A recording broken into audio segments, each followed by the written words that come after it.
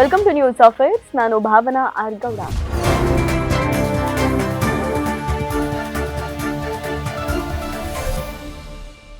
ಇವತ್ತು ನಾನು ಮಾತಾಡ್ತಾ ಇರೋದು ಮುಂಬೈನಲ್ಲಿ ಇತ್ತೀಚೆಗೆ ನಡೆದ ಒಂದು ನಡುಕ ಹುಟ್ಟಿಸುವಂತ ಘಟನೆ ಬಗ್ಗೆ. ಅದೇ ಮುಂಬೈನ ಪವೈ ಸ್ಟುಡಿಯೋದಲ್ಲಿ ಒತ್ತೆಯಾಳುಗಳ ಬಿಕ್ಕಟ್ಟು, ಹೋಸ್ಟೇಜ್ ಕ್ರೈಸಿಸ್. 17 ಪುಟ್ಟ ಮಕ್ಕಳ ಜೀವ 3 ಗಂಟೆಗಳು ಕಾಲ ಅಕ್ಷರಶಃ ಪಣಕ್ಕಿಟ್ಟ ರೀತಿ ಇತ್ತು. ಸಿನಿಮಾ ಕಥೆಗಿಂತ ಕಡಿಮೆ ಇಲ್ಲದ ಈ ನಿಜವಾದ ಘಟನೆಯ ಸಂಪೂರ್ಣ ಡೀಟೇಲ್ಸ್ ಮತ್ತೆ ಅದು ಮುಂದೆ ಏನಾಯ್ತು ಅನ್ನೋದನ್ನ ಇವತ್ತು ನಾನು ನಿಮಗೆ ತಿಳಿಸ್ತೇನೆ. ಇಡೀ ಭಾರತವನ್ನೇ ಬೆಚ್ಚಿ ಬೀಳಿಸಿದ ಒಂದು ರಿಯಲ್ ಲೈಫ್ ಥ್ರಿಲ್ಲರ್ ಸ್ಟೋರಿ ಇದು. ಅಕ್ಟೋಬರ್ 30ನೇ ತಾರೀಕು ಗುರುವಾರ ಮುಂಬೈನ ಪವೈ ಏರಿಯಾದಲ್ಲಿ ಒಂದು RA ಸ್ಟುಡಿಯೋ. ಹೊರಗೆ ನೋಡೋಕೆ ಸಾಮಾನ್ಯವಾದ ಒಂದು ಬಿಲ್ಡಿಂಗ್, ಒಳಗಡೆ ಮಕ್ಕಳ ಆಡಿಷನ್ ನಡೀತಾ ಇತ್ತು. ಆದ್ರೆ ಮುಂದೆ ಆಗಿದ್ದೇ ಬೇರೆ. ಒಬ್ಬ ವ್ಯಕ್ತಿ ಹೆಸರು ರೋಹಿತ್ ಆರ್ಯ ಅಂತ. ಈತ ಯೂಟ್ಯೂಬರ್ ಮತ್ತು ಫಿಲ್ಮ್ ಮೇಕರ್ ಅಂತ ಹೇಳ್ಕೊಂಡಿದ್ದ. ಈತ 17 ಮಕ್ಕಳು ಮತ್ತು 2 ವಯಸ್ಕರನ್ನ ಸ್ಟುಡಿಯೋ ಒಳಗೆ ಹಾಕಿ ಡೋರ್ ಲಾಕ್ ಮಾಡಿ ಅವರನ್ನ ಒತ್ತೆಯಾಳಾಗಿ ಇಟ್ಕೊಬಿಡ್ತಾನೆ. ಒಂದು ಕ್ಷಣ ಯೋಚನೆ ಮಾಡಿ, 10 ರಿಂದ 15 ವರ್ಷದ ಪುಟಾಣಿ ಮಕ್ಕಳು ಆಡಿಷನ್ಗೆ ಅಂತ ಬಂದವರು ಜೀವ ಭಯದಲ್ಲಿ ಸಿಲ್ಕೊಂಡಿದ್ರು. ಸಣ್ಣ ಸುಳಿವು ಸಿಕ್ಕಿದ್ರು ಒಂದು ದೊಡ್ಡ ದುರಂತ ಆಗ್ತಿತ್ತು. ಆದ್ರೆ ಅದು ಕೊನೆ ಹೇಗಾಯ್ತು ಅನ್ನೋದೇ ಒಂದು ರೋಚಕವಾದ ವಿಷಯ. ನೋಡಿ, ಆಡಿಷನ್ ಇಂದ ಶುರುವಾಗಿದ್ದು ಅನಾಹುತಕ್ಕೆ ಬಂತು. ಈ 17 ಮಕ್ಕಳನ್ನ ರೋಹಿತ್ ಆರ್ಯ ಕರ್ಸ್ಕೊಂಡಿದ್ದು ವೆಬ್ ಸೀರೀಸ್ ಅಥವಾ ಒಂದು ಆಡ್ ಶೂಟ್ಗೆ ಒಂದು ಆಡಿಷನ್ ಬೇಕು ಅಂತ ಕರ್ಸ್ಕೊಂಡಿರ್ತಾರೆ. ಈ ಮಕ್ಕಳು ಮಹಾರಾಷ್ಟ್ರದ ಬೇರೆ ಬೇರೆ ಕಡೆಗಳಿಂದ ತಮ್ಮ ಪೋಷಕರ ಜೊತೆ ಬಂದಿದ್ರು. ಬೆಳಗ್ಗೆ ಸುಮಾರು 8 ಗಂಟೆ ಹೊತ್ತಿಗೆ ಮಕ್ಕಳು ಸ್ಟುಡಿಯೋ ಒಳಗೆ ಹೋಗಿದ್ರು. ಪೋಷಕರು ಹೊರಗೆ ಕಾಯ್ತಾ ಇದ್ರು. ಮಧ್ಯಾಹ್ನ ಸುಮಾರು 1 ಗಂಟೆ ಹೊತ್ತಿಗೆ ಸಾಮಾನ್ಯವಾಗಿ ಆಡಿಷನ್ ಮುಗ್ದು ಅಥವಾ ಲಂಚ್ ಬ್ರೇಕ್ ಹೊತ್ತಿಗೆ ಅಂತ ಮಕ್ಕಳು ಹೊರಗೆ ಬರ್ಬೇಕಿತ್ತು. ಆದ್ರೆ ಯಾರು ಹೊರಗೆ ಬರೋದೇ ಇಲ್ಲ. ಪೋಷಕರಿಗೆ ಆತಂಕ ಶುರುವಾಗುತ್ತೆ. ಡೋರ್ ಚೆಕ್ ಮಾಡಿದ್ರೆ ಒಳಗಿಂದ ಲಾಕ್ ಆಗಿರುತ್ತೆ. ಸುಮಾರು 1:45 ಆಗಿರುತ್ತೆ ಅನ್ಸುತ್ತೆ ಸಮಯ. ಪಕ್ಕದ ಬಿಲ್ಡಿಂಗ್ ನಲ್ಲಿ ಇದ್ದವರಿಂದ ಒಂದು ವಿಷಯವನ್ನ ಗಮನಿಸ್ತಾರೆ. ಅದೇನು ಅಂದ್ರೆ, ಸ್ಟುಡಿಯೋದ ಗಾಜಿನ ಕಿಟಕಿಗಳಿಂದ ಮಕ್ಕಳು ಭಯದಲ್ಲಿ ಕೈ ಸನ್ನೆ ಮಾಡಿ ಅಳುತ್ತಾ ಸಹಾಯಕ್ಕೆ ಗೋಗರಿತಾ ಇರೋದು ಕಾಣಿಸುತ್ತೆ. ತಕ್ಷಣ ಅವರು ಪೊಲೀಸರಿಗೆ ಫೋನ್ ಮಾಡ್ತಾರೆ. ಇದು ಮುಂಬೈ ಪೊಲೀಸರಿಗೆ ಸಿಕ್ಕ ಒಂದು ಮೊದಲ ಕ್ಲೂ ಆಗಿತ್ತು. ಹಾಗೆ ಎಲ್ಲ ಪೊಲೀಸರು ಕೂಡ ಆ ಸ್ಥಳಕ್ಕೆ ಆಗಮಿಸ್ತಾರೆ. ಹಾಗೆ ಪೊಲೀಸ್ ಜೊತೆಗೆ ಆಂಬ್ಯುಲೆನ್ಸ್, ಅಗ್ನಿಶಾಮಕ ದಳದವರು, ವಾಹನಗಳಿಂದ ಇಡೀ ಏರಿಯಾ ತುಂಬಿ ಹೋಗುತ್ತೆ.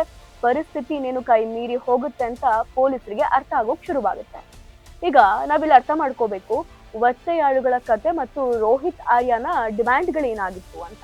ನೋಡಿ, ಇದು ರೋಹಿತ್ ಆರ್ಯ ಅವರ ಪ್ರೀ ಪ್ಲಾನ್ ಆಗಿತ್ತು. ಬಿಕಾಸ್ ಅವ್ರ ಹತ್ರ ಏರ್ ಗನ್ ಇತ್ತು, ಅಂದ್ರೆ ಎಲ್ಲಾ ವೆಪನ್ ಅವ್ರು ರೆಡಿ ಮಾಡಿ ಇಟ್ಕೊಂಡಿದ್ರು. ಒಂದು ಸೀರಿಯಸ್ ಇಂಜುರಿ ಮಾಡಬಹುದಾಗಿತ್ತು. ಜೊತೆಗೆ ಸುಡುವ ರಾಸಾಯನಿಕ ಅಂದ್ರೆ ಫ್ಲೇಮೇಬಲ್ ಕೆಮಿಕಲ್ಸ್ ಅನ್ನ ತಮ್ಮ ಹತ್ರ ಇಟ್ಕೊಂಡಿರ್ತಾರೆ, ಲೈಟರ್ ಅನ್ನ ಇಟ್ಕೊಂಡಿರ್ತಾರೆ.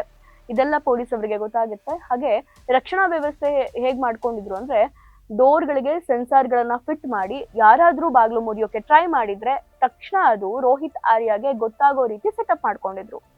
ಹೊರಗಡೆ ಪೊಲೀಸು, ಜಾಯಿಂಟ್ ಕಮಿಷನರ್ ಮಟ್ಟದ ಅಧಿಕಾರಿಗಳು ರೋಹಿತ್ ಜೊತೆ ನೆಗೋಸಿಯೇಷನ್ ಅಂದ್ರೆ ಒಂದು ಸಂಧಾನ ಮಾಡೋಕೆ ಶುರು ಮಾಡಿದ್ರು. ಹೀಗೆ ಸಂಧಾನ ಮಾಡೋಕೆ ಶುರು ಮಾಡಿದ ತಕ್ಷಣ ರೋಹಿತ್ ಆರ್ಯ ಅವರ ಡಿಮ್ಯಾಂಡ್ಗಳು ಶುರುವಾಗುತ್ತೆ. ಅದೇನು ಅಂದ್ರೆ, ಆತ ಒಂದು ವಿಡಿಯೋ ರೆಕಾರ್ಡ್ ಮಾಡಿ ರಿಲೀಸ್ ಮಾಡ್ತಾನೆ. ನೋಡಿ, ಹೀಗೆ ಪೊಲೀಸರು ಸಂಧಾನ ಮಾಡೋಕೆ ಶುರು ಮಾಡಿದ ತಕ್ಷಣ ರೋಹಿತ್ ಆರ್ಯನ ಡಿಮ್ಯಾಂಡ್ಗಳು ಶುರುವಾಯಿತು. ಏನು ಅಂದ್ರೆ, ಆತ ಒಂದು ವಿಡಿಯೋ ರೆಕಾರ್ಡ್ ಮಾಡಿ ರಿಲೀಸ್ ಮಾಡ್ತಾನೆ. ಅದರಲ್ಲಿ ಆತನ ಧ್ವನಿ ತುಂಬಾ ಶಾಂತವಾಗಿತ್ತು, ಆದ್ರೆ ಮಾತುಗಳು ಬಹಳ ಭಯಾನಕವಾಗಿತ್ತು. ಅವನು ಹೇಳ್ತಾನೆ, ನಾನೇನು ಭಯೋತ್ಪಾದಕನಲ್ಲ, ದುಡ್ಡಿನ ಬೇಡಿಕೆಯೂ ಇಲ್ಲ ಅಂತ ಸ್ಪಷ್ಟವಾಗಿ ಹೇಳ್ತಾನೆ. ಆತ ಹೇಳಿದಿಷ್ಟೇ, ಆತ್ಮಹತ್ಯೆ ಮಾಡಿಕೊಳ್ಳುವ ಬದಲು ಈ ಮಕ್ಕಳನ್ನ ಒತ್ತೆಯಾಳಾಗಿ ನಾನು ಇಟ್ಕೊಂಡಿದ್ದೀನಿ. ನಂದು ಒಂದೇ ಒಂದು ಬೇಡಿಕೆ, ಮಹಾರಾಷ್ಟ್ರದ ಶಿಕ್ಷಣ ಇಲಾಖೆಯಿಂದ ಬರಬೇಕಿದ್ದ 2 ಕೋಟಿ ಬಾಕಿ ಹಣ ನನಗೆ ಸಿಗಬೇಕು.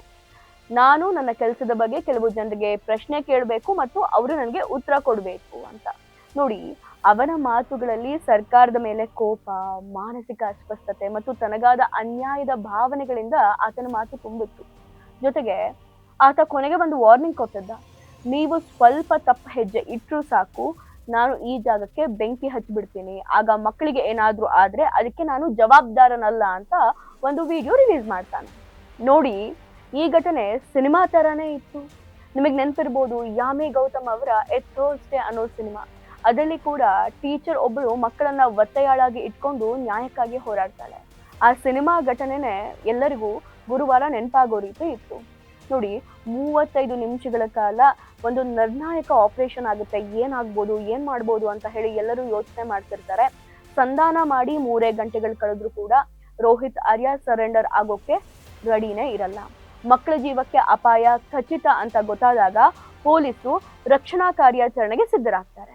ಪೊಲೀಸ್ ಅವರ ಆಪರೇಷನ್ ತುಂಬಾ ಸೂಕ್ಷ್ಮವಾಗಿತ್ತು. ಮೊದಲನೇದಾಗಿ ಅವರು ಪ್ಲಾನ್ ಮಾಡ್ತಾರೆ, ಮುಖ್ಯ ಬಾಗಿಲಿಂದ ಹೋದ್ರೆ ರೋಹಿತ್ ಆರ್ಯ ಬೆಂಕಿ ಹಚ್ಚಿ ಮಕ್ಕಳಿಗೆ ಅಪಾಯ ಮಾಡಬಹುದು ಅಂತ ತಿಳಿದಿದ್ದ ಪೊಲೀಸರು ಬಿಲ್ಡಿಂಗ್ ನ ಹಿಂಭಾಗದ ಡೆಕ್ಲೈನ್ ಮೂಲಕ ಮೇಲೇರೋಕೆ ನಿರ್ಧಾರ ಮಾಡ್ತಾರೆ. ಅನಂತರ ಅಗ್ನಿಶಾಮಕ ದಳದವರ ಸಹಾಯದಿಂದ ಇಬ್ಬರು ಕಮಾಂಡೋಗಳು ಒಂದು ತಂಡ ಮೊದಲು ಫಸ್ಟ್ ಫ್ಲೋರ್ ನಲ್ಲಿದ್ದ ಬಾತ್ರೂಮ್ ಗ್ರಿಲ್ ಕಟ್ ಮಾಡಿ ಆ ಸಣ್ಣ ಜಾಗದಿಂದ ಸ್ಟುಡಿಯೋ ಒಳಗೆ ನುಗ್ತಾರೆ. ಹಾಗೆ ಕೊನೆಯದಾಗಿ ಕಮಾಂಡೋಗಳು ಒಳಗೆ ಹೋದ ತಕ್ಷಣ ರೋಹಿತ್ ಆರ್ಯ ಅವರತ್ತ ಏರ್ ಗನ್ ಅಂದ ಫೈರ್ ಮಾಡ್ತಾನೆ. ಆ ಸಮಯದಲ್ಲಿ ಕಮಾಂಡೋಗಳಿಗೆ ಬೇರೆ ದಾರಿ ಇರಲ್ಲ. ತಕ್ಷಣ ಹಿರಿಯ ಪೊಲೀಸ್ ಅಧಿಕಾರಿ ಒಬ್ರು ರೋಹಿತ್ ಆರ್ಯನ ಎದೆಗೆ ಗುಂಡಿಟ್ಟು ಒಂದೇ ಒಂದು ರೌಂಡ್ ಫೈರ್ ಮಾಡ್ತಾರೆ. ಕಮಾಂಡೋಗಳು ಒಳಗೆ ಹೋದ್ಮೇಲೆ 35 ನಿಮಿಷಗಳಲ್ಲಿ ಈ ರಕ್ಷಣಾ ಕಾರ್ಯಾಚರಣೆ ಮುಕ್ತಾಯ ಆಗುತ್ತೆ. ಪೊಲೀಸರು ತಕ್ಷಣ ಗಾಯಗೊಂಡಿದ್ದ ರೋಹಿತ್ ಆರ್ಯ ಅವರನ್ನ ಬಂಧಿಸಿ ಆಸ್ಪತ್ರೆಗೆ ಕಳಿಸ್ತಾರೆ. ಅದೇ ಸಮಯದಲ್ಲಿ ಆತಂಕದಲ್ಲಿ ಅಡಗಿ ಕುಳಿತಿದ್ದ 17 ಮಕ್ಕಳು ಮತ್ತು 2 ವಯಸ್ಕರನ್ನ ರಕ್ಷಣೆ ಮಾಡ್ತಾರೆ. ನೋಡಿ, ಇಷ್ಟೆಲ್ಲ ಆದ್ಮೇಲೆ ಮಕ್ಕಳು ಸೇಫ್ ಆಗಿರ್ತಾರೆ. ಎಲ್ಲಾ 17 ಮಕ್ಕಳನ್ನ ಕೂಡಲೇ ಆಸ್ಪತ್ರೆಗೆ ಕರ್ಕೊಂಡು ಹೋಗ್ತಾರೆ. ಚೆಕಪ್ ಮಾಡಿಸಿ ಮಕ್ಕಳ ಹೆತ್ತವರಿಗೆ ಮಕ್ಕಳನ್ನ ಒಪ್ಪಿಸಲಾಗುತ್ತೆ. ಮಕ್ಕಳ ಪೋಷಕರ ಕಣ್ಣಲ್ಲಿ ಒಂದು ಕ್ಷಣ ಖುಷಿ ಮತ್ತು ನೆಮ್ಮದಿ ಇತ್ತಲ್ವಾ, ಅದನ್ನ ಯಾರು ಕೂಡ ಎಕ್ಸ್ಪ್ಲೈನ್ ಮಾಡಕ್ ಆಗಲ್ಲ. ನೋಡಿ, ಇಲ್ಲೊಂದು ಘಟನೆ ನಡೆಯುತ್ತೆ. ರೋಹಿತ್ ಆರ್ಯ ಮಾಡಿದ್ದ ರೀತಿ ತಪ್ಪಾದ್ರೂ ಕೂಡ ಅವರಲ್ಲಿ ತನಗೆ ಆದ ಅನ್ಯಾಯ ಇದೆ ಅಲ್ವಾ, ಅದಕ್ಕೆ ನ್ಯಾಯ ಪಡ್ಕೊಳ್ಬೇಕು ಅನ್ನೋ ಛಲ ಇತ್ತು. ಆದ್ರೆ ಪೊಲೀಸ್ ಅಧಿಕಾರಿ ಒಬ್ರು ಏನೋ ಒಂದು ಫೈರ್ ಮಾಡಿರ್ತಾರೆ ರೋಹಿತ್ ಆರ್ಯ ಅವರಿಗೆ. ಅದು ಅವರ ಎದೆ ಭಾಗಕ್ಕೆ ಬಿದ್ದಿರುತ್ತಲ್ವಾ ಗುಂಡು. ಆ ಗುಂಡೇಟಿನಿಂದ ರೋಹಿತ್ ಆರ್ಯ ಅವರು ಆಸ್ಪತ್ರೆಯಲ್ಲಿ ಕೊನೆ ಉಸಿರೆಳಿತಾರೆ. ಆತ ಮಾಡಿದ ಕೆಲಸ ಸಂಪೂರ್ಣ ತಪ್ಪಿರ್ಬೋದು, ಆದ್ರೆ ಆತ ಈ ಮಟ್ಟದ ತೀವ್ರ ನಿರ್ಧಾರಕ್ಕೆ, ಅಂದ್ರೆ ಅವರು ತೆಗೆದುಕೊಂಡಂತಹ ತೀವ್ರ ನಿರ್ಧಾರಕ್ಕೆ ಅವರ ಮಾನಸಿಕ ಒತ್ತಡ ಕಾರಣ ಇರುತ್ತೆ. ಸರ್ಕಾರದಿಂದ ಬರಬೇಕಿದ್ದ ಹಣದ ಸಮಸ್ಯೆ ಬಗ್ಗೆ ಇವತ್ತಿಗೂ ಕೂಡ ಚರ್ಚೆ ನಡೀತಾ ಇದೆ. ಸರ್ಕಾರ ಕರೆಕ್ಟ್ ಆಗಿ ಬಿಲ್ಲಿಂಗ್ ಮಾಡಿದ್ರೆ ಆತ ಯಾಕೆ ಈ ನಿರ್ಧಾರವನ್ನ ತೆಗೆದುಕೊಳ್ತಿದ್ದ ಅಂತ.